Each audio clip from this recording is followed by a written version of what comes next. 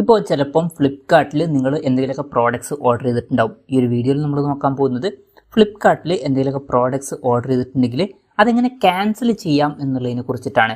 അതിന് വേണ്ടിയിട്ട് Flipkart application open ചെയ്യുക. ഓപ്പൺ ചെയ്ത് കഴിഞ്ഞാൽ ഇവിടെ താഴെ അക്കൗണ്ട് എന്നുള്ള ഓപ്ഷൻ കാണാൻ പറ്റും. അതിൽ ക്ലിക്ക് ചെയ്യുക. അല്ല എന്നുണ്ടെങ്കിൽ നിങ്ങൾക്ക് വേണമെന്നുണ്ടെങ്കിൽ ഏതെങ്കിലും ബ്രൗസർ ഓപ്പൺ ചെയ്തിട്ട് അതിൽ ഫ്ലിപ്കാർട്ട് എന്ന് സെർച്ച് ചെയ്യാവുന്നതാണ്. സെർച്ച് ചെയ്താൽ ഇവിടെ മുകളിൽ ലോഗിൻ എന്നുള്ള ഓപ്ഷൻ കാണാൻ പറ്റും. അതിൽ ക്ലിക്ക് ചെയ്തിട്ട് നിങ്ങൾക്ക് ലോഗിൻ ചെയ്തിട്ട് നിങ്ങളുടെ അക്കൗണ്ടിലോട്ട് കയറാവുന്നതാണ്. അപ്പോൾ നിങ്ങൾക്ക് ആ ഒരു ബട്ടണിൽ ക്ലിക്ക് ചെയ്താൽ ഈ ഒരു പേജിൽ എത്തുന്നതായിരിക്കും. ഇനി ഈ ഒരു പേജിൽ നമുക്കിവിടെ ഓർഡർ എന്നുള്ള ഓപ്ഷൻ കാണാൻ പറ്റും. അതിൽ ക്ലിക്ക് ചെയ്യുക. ഓർഡേഴ്സിൽ ക്ലിക്ക് ചെയ്യുകയാണെന്നുണ്ടെങ്കിൽ നമ്മുടെ എല്ലാ ഓർഡേഴ്സും ഇവിടെ കാണിക്കുന്നതായിരിക്കും. ഇനി ഏതെങ്കിലും ഓർഡർ ക്യാൻസൽ ചെയ്യണമെന്നുണ്ടെങ്കിൽ ആ ഒരു ഓർഡർ സെലക്ട് ചെയ്യുക. ആ ഒരു ഓർഡർ സെലക്ട് ചെയ്ത് കഴിഞ്ഞാൽ ഇവിടെ താഴത്തോട്ട് നമുക്ക് സ്ക്രോൾ ചെയ്യുമ്പോൾ കാണാൻ പറ്റും എഡിറ്റ് ഓർഡർ എന്നുള്ള ഓപ്ഷൻ.